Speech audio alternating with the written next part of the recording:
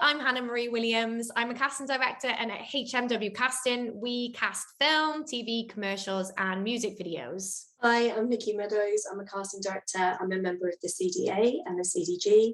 I work in Screen, mostly on TV drama documentaries, short films, and feature films. Hi, I'm Andrea Clark. I'm a casting director and I work on a range of different projects, ranging from feature films, short films, music videos, commercials, even video games. So I wanted to talk to you a bit today about how I personally like to be contacted by actors. And firstly, the most important thing to say is I do like to be contacted by actors. For me, it's really useful. I think, it's important that there's lots of people I don't know yet. And so to get an email from an actor that I haven't met before with information about what they're doing, who they are, links to any work is really useful and, really great in terms of building our database of people. I love to hear from actors, but I do like them to get in touch via email rather than any other medium.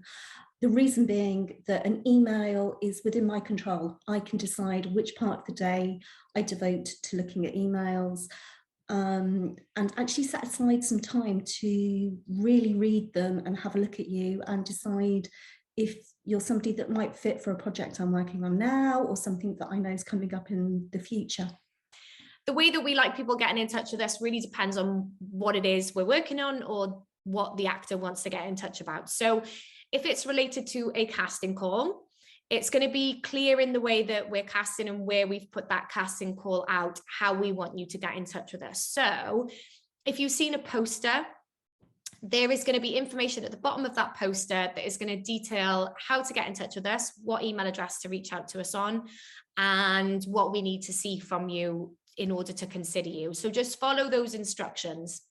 If you're just reaching out with a general introducing yourself, and you want to send over your showreel or headshots or anything, then reach out to us through an email. And we like emails just because we set some time aside to look through those emails once every couple of weeks. Personally, I prefer to be contacted by email than any other way, really. Just from a sort of practical point of view, really, I tend to just deal with the information better if it comes in when I'm kind of settled at my desk. I've got everything around me. I can make some notes. I can file you away. I'm kind of, concentrating really. Whereas sometimes I get contacted by text or WhatsApp, and that's less convenient personally for me. We've all got our phones with us all the time, haven't we, at the moment? And we're all juggling a lot, people working from home, family pressures, all sorts of stuff. So sometimes if a WhatsApp or a text comes in at a time where it's not convenient to look at that, and it's in your head when you're concentrating on other things, it just doesn't go in for me. So I think it just doesn't yield such great results. I don't get the hump. I just would much prefer to have contact by email, where I can just look at it in a really considered way and be interested and read it and concentrate. And I tend to do that less if stuff comes in WhatsApp or text. I don't kind of then make a note to myself, I'll make sure when you're in the office, do this, that, and the other. So just from a practical point of view, I would always recommend email is best. We definitely don't like drop-ins, and we definitely don't like phone calls. As much as we would really love to stop and have a chat, we're working on a lot of briefs every day, which have deadlines. And if we have half an hour to chat to someone, even 15 minutes to chat to someone, it can really disrupt the flow and means that there's a knock-on effect in what we're doing in the day. If an actor gets in touch with me via a different method of communication, such as WhatsApp or text, or even a phone call, I'm less able to control when I view their details. It could be that I'm using my phone during a casting session, or I'm checking it during the interval of a play. And if it comes in on WhatsApp, I'm less likely to devote the time to it that I should if it comes in an email. Same for text. And phone calls, quite often people will give me a phone call to introduce themselves, and I'm in the middle of something else. I'm either in a Zoom call or in a casting, or I'm in the middle of doing an edit, something like that, and I can't devote the time that I would like to to actually looking at your details and finding out about you as an actor. So if you go onto our website, which is hannahmariewilliams.com, you'll see that there's 2 email addresses on there. One of them is for production. So production means clients, production company, producers, directors, anybody who's working on something and they need talent, they get in touch with us through that email address. And then there's one for actors, and that's casting@hannahmariewilliams.com. Drop us an email on that email address. Don't send it to the production one because it'll get lost amongst all the briefs and everything else we get through. And yeah, just reach out to that email address.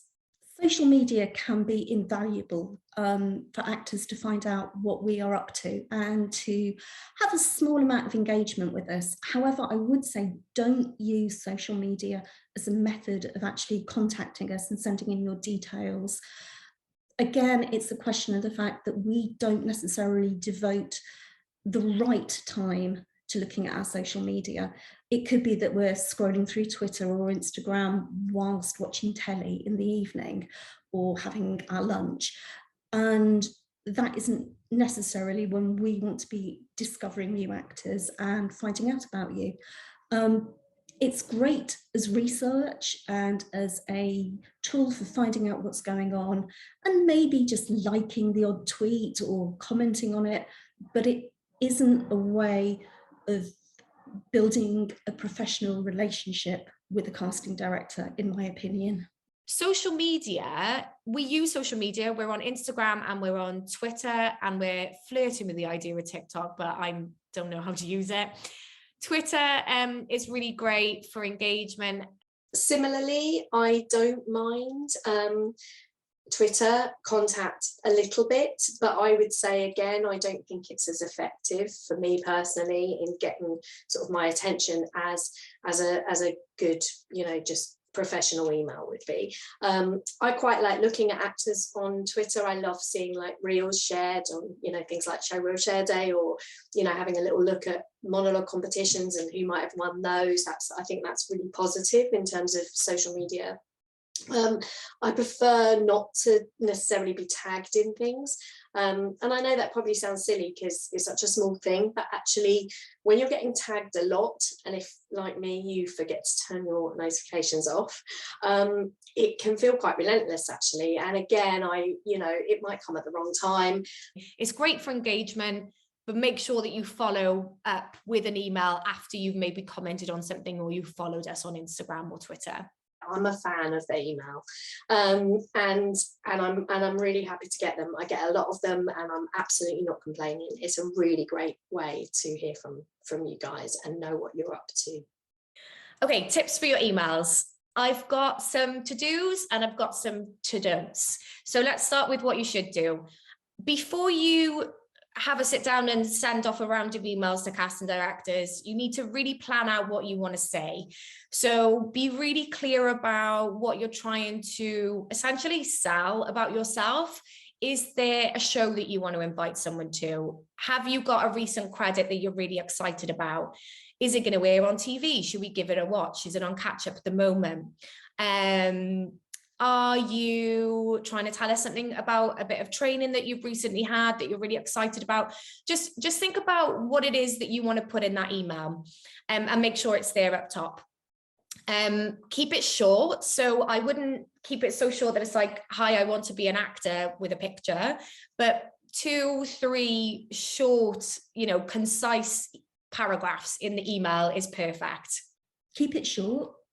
Keep it simple, get all your salient points in quickly. I would say don't be afraid of using bullet points. Make it easy for us to read and to know exactly why you're getting in touch and why we should be looking at you at this particular moment.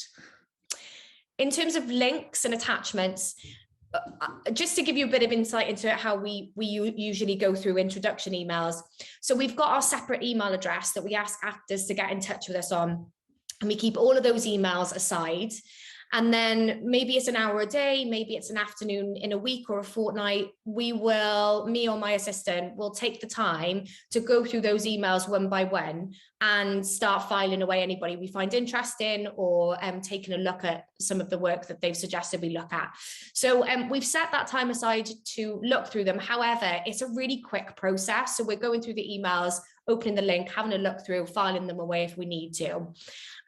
So with that in mind, if you're attaching things to the email, that can slow down that process, and it might mean that we go, oh, I'll come back to that email later, and then that email might never be come back to. So always add links. So add links to your online profiles. If you are going to attach, make sure that it's viewable within the email. If it's your headshot, for instance. Keep those emails, concise and lovely and friendly. Easy to open, easy to read. Links for me much better than attachments, and obviously check the links work. If an actor's emailing me sort of 4 or 5 times a year, that's about the right amount of time.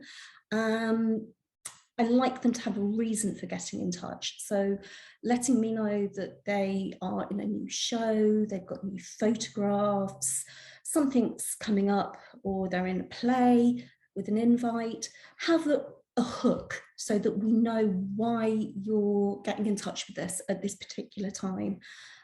And definitely don't send multiple emails and different modes of contact, because casting directors tend to have a really good memory for names and faces. And if you're applying for every single job when it's not suitable to you, or if you're sending emails and messages, every week, you might stick out in somebody's mind for the wrong reason. So just, I'd say every 2 to 3 months is like an okay amount of time to reach out to somebody. Other casting directors will say something else, but for us, I think that's a good amount of time.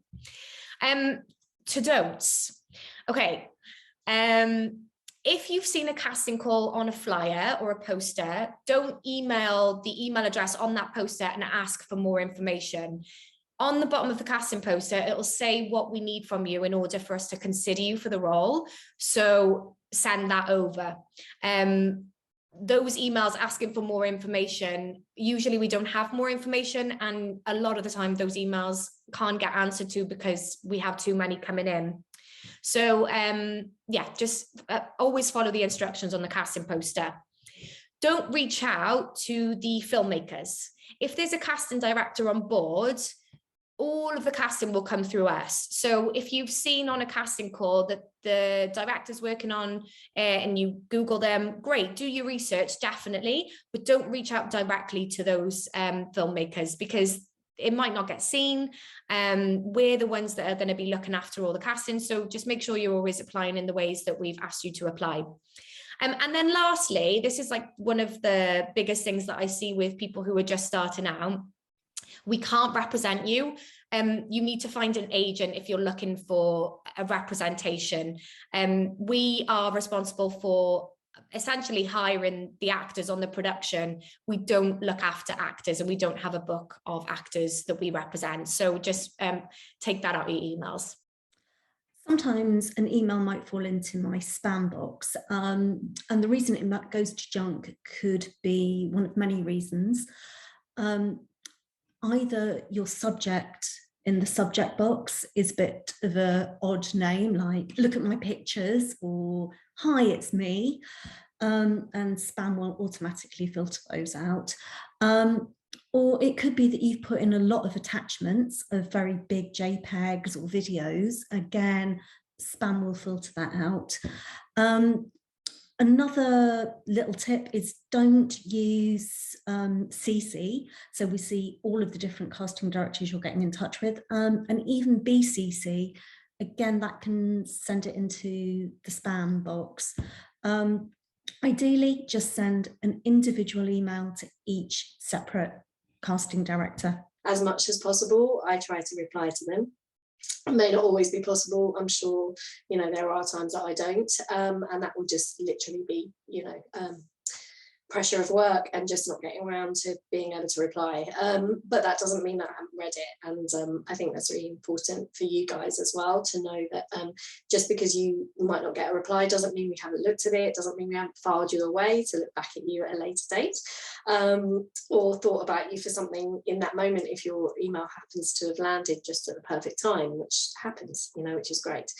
I do try to answer emails, even if it's just a generic thank you for sending in your details, because I know what it's like to send out emails into the ether and not know whether they've been received or not. So I do try to do it. I wouldn't say I 100% manage to do it every time. So please allow me a little bit of slack there. In terms of replies, we endeavour to reply to everybody. It might be a really short email. It might be an email that comes a couple of weeks later, but we do endeavour to get back to everyone. However, sometimes it's not always possible. So the thing that I would say is your information, your materials that you send over will always be looked at. We set time aside to make sure that we are going through the emails that get sent to us. If you're applying for a casting call specifically, you're definitely going to get looked at as well. Just make sure that you have all of the information that we've asked for in the email, if that's the way we've asked you to get in touch, and that'll give you the best chance of being looked at properly. But yeah, it might feel sometimes like you're just sending out emails into the ether with no response, or it doesn't feel like it's worth doing, but it's worth doing, because the amount of times that we've had emails in and they've been right at that perfect time for something we're working on has been surprising to me, how often that happens. But also we have our own system for filing away people that we think are interesting, or things that we want to make sure we catch on TV if there's interesting credits to us. So it is always worth you doing. Just keep in mind all of the tips that myself and the other casting directors have given you about frequency and about what you should send over. And yeah, hopefully you'll be onto a winner.